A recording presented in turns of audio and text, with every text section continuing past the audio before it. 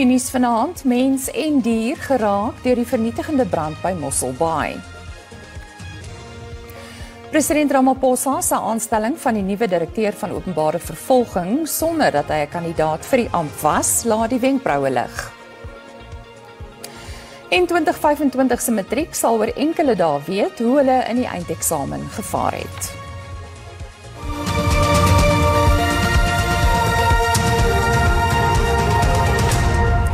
Goeienaand en welkom by die Afrikaanse nuusbulletin. Brandbestrydingspogings stuur voort in dele van Mossel Bay in die Wes-Kaap waar vernietigende veldbrande gisteraand huise, voertuie en plantegroei vernietig het. Noodspanne is steeds by brandpunte ontplooi waar sterk wind die vlamme aanjaag te midde van 'n ernstige droogte in die gebied. 3 brandbestryders is beseer en 1 is in die hospitaal opgeneem vir rookinasemming. Tientalle inwoners van Alwyndal, Island View en Vakansieplaas moes gisteraand inderhaas uit hulle woonplekke pad gee. Baie is by familie en vriende gehuisves, terwyl ander skuiling by vakansieoorde en gastehuise in die omgewing gekry het. Sommige inwoners het egter besluit om agter te bly en hul eiendom so goed as moontlik te beskerm. Dit was 'n groot nagmerrie geweest. Ons glo dis nou na einde se kant toe. Ek dink die grootste skade is daar aan die oorkant. Ons het daar huis na huis sien afbrand. Wat so tragies is. En maar ja, ons is baie gelukkig hier in die straat. Ons huis is nog almal veilig en ons sê vir die Here baie dankie daarvoor. Verskeie huise het tot op die grond afgebrand en gesinne het al hul besittings verloor. In 'n stadium is die Zetty Jonker Hulpsentrum vir kinders met spesiale behoeftes bedreig, maar personeel en brandbestryders het onverpoost gewerk om die eiendom te beskerm. Ja, dit is maar seën tergend. Ons is daarom gelukkig dat ons op tans nog meestal ongedeerd. So ek dink dit is maar 'n groter hand wat ons skooltjie en ons kinders beskerm. Ontruimde troeteldiere is ook versorg. Die Hartenbos Dierehospitaal en die DBV het deur die nag gewerk om honde, katte, voëls en selfs vee skuiling te gee. Maar baie van die eienaars het hulle diere self verwyder. Ons het wel was betrokke by perde wat ons 'n bietjie geskuif het, help aanskuif het na 'n veiliger area toe. So ja, hulle was ongeveer tot so 9 uur gisteraand en teen daai tyd het ons heeltemal uitbeweeg en dit was baie warm en onveilig ook vir hulle. Inwoners wat vroeër ontruim is intussen toegelaat om na hul huise terug te keer. Gemeenskapslede werk saam om families wat deur die brand geraak is, van kos, klere en ander noodsaaklikhede te voorsien. Verskeie brandbestrydingsspanne bly steeds op die toneel. Tanya Krause, SAK nuus, Mossel Bay in die Wes-Kaap. En ons het pas verneem dat brandweerdienste van die Kaapse Wynland distriksmunisipaliteit ontplooi is na 'n brand in Stellenbosch, naby die Boschendal Wynlandgoed. Die brand word deur sterk wind aangejaag. Verskeie eiendomme word ook bedreig. Intussen het die brand op die N2 buite Klabega in die rigting van Jeffreys Bay in die Oos-Kaap ook weer opgevlam. Die brand het veroorsaak dat die hoofweg gister by tye gesluit moes word voor dit onder beheer gebring is. 'n Sterk wind het die brand weer vanmiddag laat opvlam. Swak sigbaarheid weens digte rook het tot 'n kettingbotsing gelei en dele van die pad is weer gesluit. Niemand is in die botsing beseer nie. 6 brandbestrydingsvoertuie is na die gebied ontplooi om te keer dat die brand in die rigting van die Van Stadensbrug versprei. President Cyril Ramaphosa het sy aanstelling van advokaat Andy Mothibi as die nuwe direkteur van openbare vervolging verdedig. Mothibi was die hoof van die spesiale ondersoekeenheid. Hy was egter nie een van die 18 mense wat aansoek gedoen het vir die pos nie. Na 'n raadgewende paneel wat deur Ramaphosa aangestel is, onderhoude gevoer het met 6 kandidaate op 'n kortlys, is bevind dat nie een geskik is nie. Volgens Ramaphosa gee die grondwet hom die reg om die aanstellingsbesluit eensydig te neem. Ramaphosa het ook advokaat Shamila Batohi, wie se termyn aan die einde van die maand verstryk, geloof, omdat sy die publiek se vertroue in die regstelsel herstel het. In the end, because of the shortness of the time, I then relied on what the Constitution empowers me as president to do. And it is for that reason that I decided to appoint Mothibi. Now, I've appointed a known figure a person who is in the criminal justice system, who has distinguished himself and who has demonstrated his ability. Advokaat Andy Mothibi was 'n staatsaanklaer in Johannesburg en Soweto Landdroshowe, waar hy ook as landdros gedien het. Van sy vorige werkgewers sluit in die SAL, die SA Inkomstediens, Standard Bank, Netbank en die Departement van Finansies. Hy is 10 jaar gelede aangestel as hoof van die spesiale ondersoekeenheid. Die eenheid ondersoek korrupsie en wanadministrasie in staatsinstellings en die privaat sektor. Die direkteur van die Raad vir die Bevordering van die SA Grondwet, Lawson Naidoo, verwelkom die aanstelling, maar sê dat die proses beter bestuur kon word.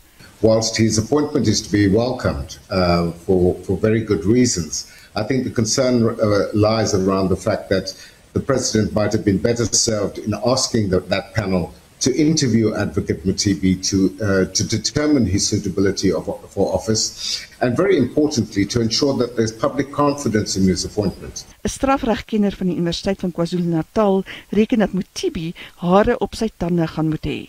What's in Mothibi's favor is that he himself has been critical of the NPA for its slowness in various processes, and hopefully that might be something that he would want to make a pet project and move in as towards remedying. Mothibi se termyn as direkteur van openbare vervolging begin op 1 Februarie.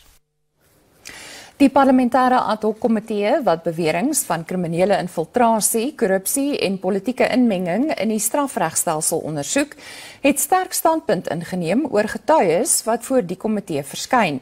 Komiteelede het versoeke deur die forensiese private ondersoeker Paul O'Sullivan en die sakeman Brown Mogotsi om virtueel te kan getuig van die hand gewys. Die komitee dring egter daarop aan dat getuienis in persoon gelewer moet word. Die komitee het sy werksaamhede vandag hervat. Parlementslede het 'n stokkie gesteek voor getuies se versoek om virtueel te getuig en sê die komitee is bereid om sy magte te gebruik om te verseker dat hulle in persoon getuig. Our terms of reference were very clear that the witnesses must present themselves physically before the committee. This relates to Mr. Paul O'Sullivan as well as Mr. Brown Mogotsi. Now, the reasons that are being given, I think in one meeting we were told that Mr. O'Sullivan is abroad. I think sufficient time has been given to Mr. O'Sullivan to present himself before the committee. We would want that we consider and utilize any avenues that Parliament has to compel him to appear before this committee. We are not going to do online hearings. Sommige partye het O'Sullivan daarvan beskuldig dat hy homself bo die reg verhewe hou. He must be here physically. We are not going to allow him. This is the 7 administration. MK party is here. Now, this European attitude, because he undermines everyone. He's got nothing to do that he is busy the security concern. Security concern when he's in charge of all the state agencies. On O'Sullivan, we must use the powers that we have to summon him.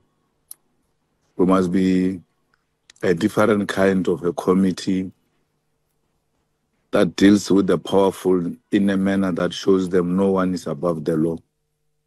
And this time is giving us an opportunity to demonstrate to him that he's nothing else but a subject of the Constitution of South Africa if he thinks he's South African, and therefore he's going to have to respect the Constitution of South Africa and the laws of South Africa.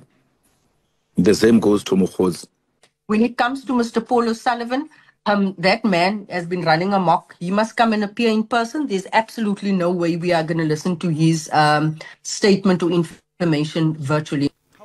Die eerste getuie wat vanjaar voor die komitee sal verskyn, is die voormalige nasionale polisiekommissaris Gomotso Palane. Sy getuienis sal van volgende Woensdag af aangehoor word. Die komitee-voorsitter, Soviet Lekhanyani, het bevestig dat die komitee sy werksaamhede na verwagting op 20 Februarie sal voltooi. Die Wes-Kaapse Departement van Onderwys sê hy het teen die middel van verlede maand reeds 96% van die graad 1 en graad 8 leerlinge geplaas vir wie hy aansoeke vir skole ontvang het. Die proses om die oorblywende 7000 leerlinge in die grade te plaas vorder ook goed.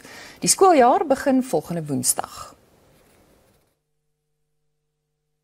Die provinsiale onderwysdepartement sê hy was tot November in 'n beter posisie om leerlinge vir die 2026 skooljaar te plaas as in die vorige jaar. Maar ondanks sy pogings om ouers aan te moedig om vroeër aansoek te doen, is daar steeds laat aansoeke. In terms of grade R, grade 1 and grade 8 applications, we have about 7,200 learners that are to be placed in the province. However, that number, that is our December 15 figures. We are getting verification of our latest figures tomorrow actually, which we believe has been reduced significantly. But our biggest problem now is actually late applications. It's parents coming and asking for placement. So as we place one learner, another two come in for placement. Die drukgroep Equal Education het die departement verlede jaar hof toe gesleep oor die voortgesette krisis met laatplasings in die provinsie. Sommige leerlinge moes tot 2 kwartale wag om in skole opgeneem te word. Die hof het die departement gelas om 'n behoorlike bestuursplan binne 6 maande te ontwikkel om laat aansoeke te hanteer. Well, we're still considering the judgment and we're deciding steps further in that regard. Die departement sê vanweë die bevolkingsgroei in sommige gebiede en 'n toename in behuisingsontwikkelings moet hulle voorsiening maak vir 'n baie groter leerlingtal. So it's Kales River, Easter River, Kraaifontein. We have some issues with the grade R and Mfuleni, and then some issues with Khayelitsha in terms of our transfer grades. It's quite a popular area, and Strand and Helderberg area, which has always been an issue. But we have built a lot of new schools in that area in the last 2 years. Een van die departement se uitdagings is dat ouers nie hulle fone antwoord wanneer hulle gebel word om te sê dat 'n skool vir hulle kinders gevind is nie. Hulle het 'n beroep gedoen op ouers om die departement onmiddellik te laat weet as hulle kontakbesonderhede verander. Vanessa Puna, SAK nuus, Kaapstad. Intussen verkwalik die Gautengse Onderwysdepartement munisipaliteite vir die vertraging om skole in die provinsie op te knap en nuus te bou. Dit terwyl 4858 graad 1 en graad 8 leerlinge steeds nie plek in skole vir vanjaar het nie. Die gebiede wat die meeste geraak word is Ekurhuleni en die ooste van Johannesburg. Frustrasie loop hoog in Gauteng terwyl duisende ouers steeds wag dat hulle kinders in skole geplaas word vir die 2026 akademiese jaar. Ouers in Soweto glo die departement se aanlyn aansoekstelsel het nie sy doel gedien nie en moet gewysig word. I'm so frustrated and so angry because I have applied last year in August hoping to find placement and knowing very well the schools will be filled quite quickly. I thought that being first in line it will be a first come first serve situation. So right now I'm sitting, it's a new year, I haven't bought uniform and my child doesn't know which school he's going to go to. So right now I'm let down by the online application. It didn't work for me. I've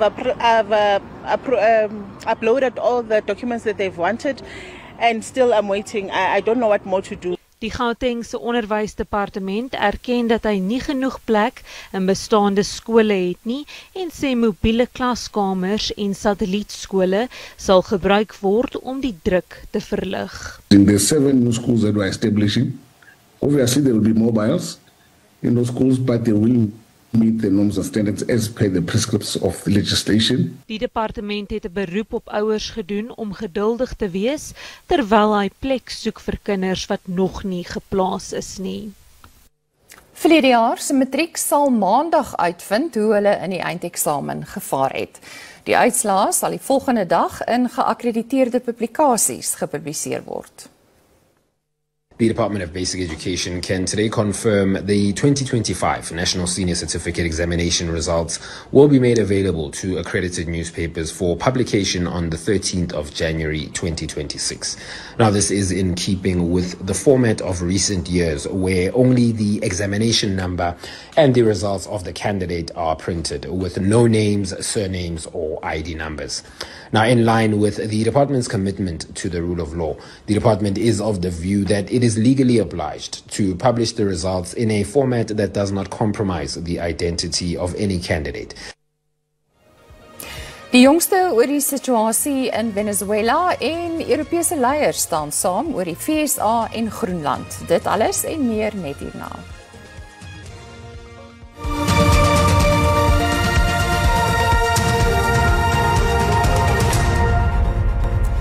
Die Amerikaanse kuswag het 2 olietankiskepe oorgeneem wat onderskeidelik onder vlae van Rusland en Panama vaar. Die M. Sofia, wat bande het met Venezuela, is oorgeneem in die Karibiese See. Die tweede skip, die Russiese olietankskip Marinera, word reeds weke lank deur Amerikaanse magte gevolg. Die hoof van die Amerikaanse Departement van Binnelandse Veiligheid, Kristi Noem, het beeldmateriaal van die oorname op sosiale media geplaas. Die M. Sofia het volgens berigte 'n paar dae gelede van Venezuela vertrek onderweg na China. Die FSA voer aan dat sanksies geld teen die tankskip. China het opnuut die FSA se optrede in Venezuela ten strengste veroordeel. One of the most historic military missions the world has ever seen. The level of sophistication that Senate just was briefed on and the House was briefed on, a classified level, is something only the United States of America can accomplish. The world is taking notice of that. Certainly Venezuela is taking notice of that.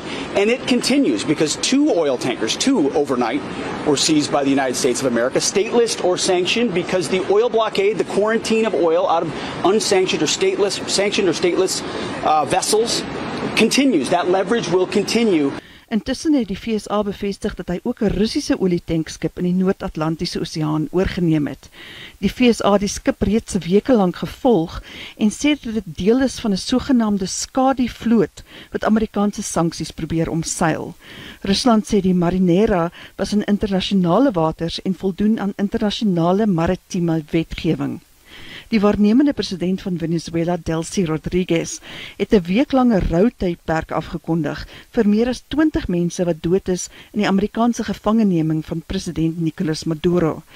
Rodriguez bestempel die slagoffers as martelaars wat hulle lewens opgeoffer het om Venezuela te beskerm. Rodriguez ontken die FSA se bewering dat haar land nou onder Amerikaanse beheer is. Die Amerikaanse president Donald Trump het in 'n boodskap op sosiale media gesê dat Venezuela tussen 30 en 50 miljoen vate ruolie aan die FSA gaan oorhandig. Volgens Trump gaan die opbrengs van die verkope van die olie beheer word deur hom alleen. Die president sê die opbrengs gaan aangewend word ter voordeel van Venezuela en die Amerikaanse bevolking. Europese leiers sê hulle sal saamwerk om te verhoed dat die Amerikaanse president Donald Trump sy dreigement uitvoer om Groenland oor te neem. Volgens Trump is Amerika se oorname van die hulpbronryke Arktiese eiland noodsaaklik vir die VSA se veiligheid. Denemarke se eerste minister, Mette Frederiksen, hou vol dat die eiland niks met Amerika te doen wil hê nie. Groenland is 'n voormalige Deense kolonie en die tuiste van ongeveer 57.000 mense. Dit is nie 'n onafhanklike lid van die Noord-Atlantiese Verdragsorganisasie nie, maar val onder Denemarke se NAVO-lidmaatskap.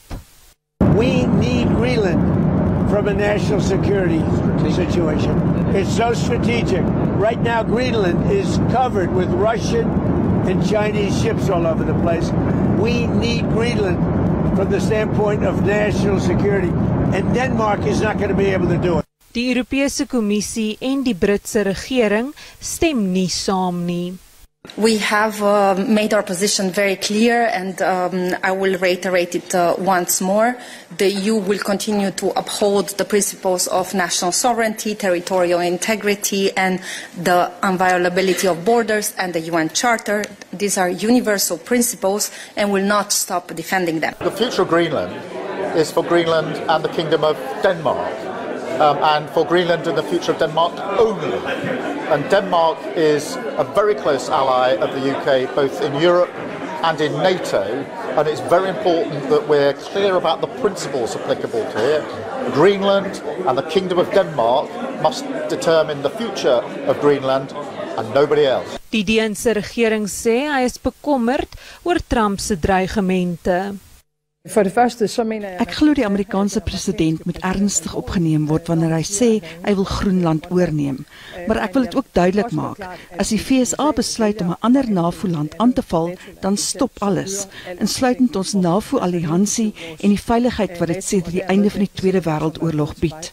Intussen werk Frankryk en sy bondgenote aan 'n reaksieplan sou die FSA sy dreigement deurvoer.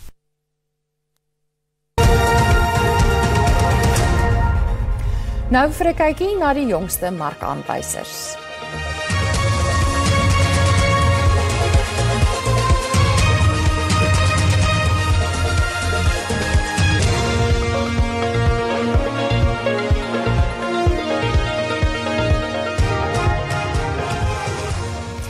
Net hierna, Bafana is terug op tuisbodem en ons kyk na môre se weer. Bly gerus by ons.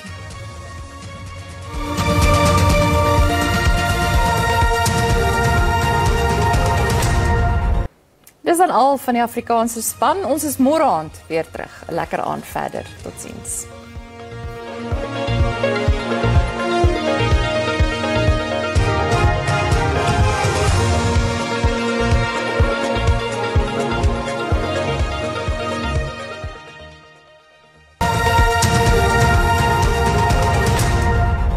Goeienaand en hartlik welkom by die weer. Vandag 'n 30 tot 60% kans vir reën in die oostelike dele van die land. Andersins mooi weer in groot dele van die land. Vanmôre steeds 'n 30 tot 60% kans vir reën in die oostelike dele van die land.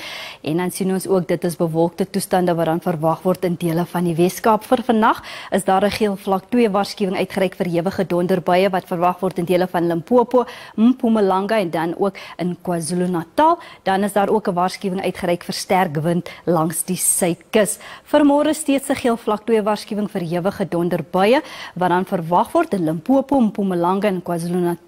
Toestande bevorderlik vir die ontstaan van weggolfveldbrande. Waarskuwing is uitgereik in groot dele van Noord-Kaap, Vrystaat, ons sien dele van Vrystaat, Oos-Kaap en dan ook in dele van die Weskaap. Ons kyk nou na ons minimum en maksimum temperature. Verspreide buie en donderbuie in Gauteng, Johannesburg 17:29, Bronkhorstspruit 'n maksimum van 30 en dan Pretoria 17:31. Ons volgende provinsie is Limpopo, Phalaborwa maksimum van 31, Lephalale 21:32 en dan Mokopane 18:28. Mpumalanga verspreide buie en donderbuie, Skukuza maksimum van 32 en dan Secunda en Standerton albei 14:28. KwaZulu-Natal, Ulundi 18:32, Kokstad 13:30 en dan Durban en Port Shepstone albei 'n maksimum van 28. In die Oos-Kaap, Mthatha maksimum van 32, Willowmore 11:31 en dan Graaff-Reinet 15:37. Mooi weer en sonnig in die Weskaap, George 15:29, Worcester 'n maksimum van 32 en dan Lensburg en Beaufort Wes albei 'n maksimum van 35. In die Noord-Kaap sonnig in die provinsie, Appington 'n maksimum van 38, Kimberley 'n maksimum van 37 en dan Carnarvon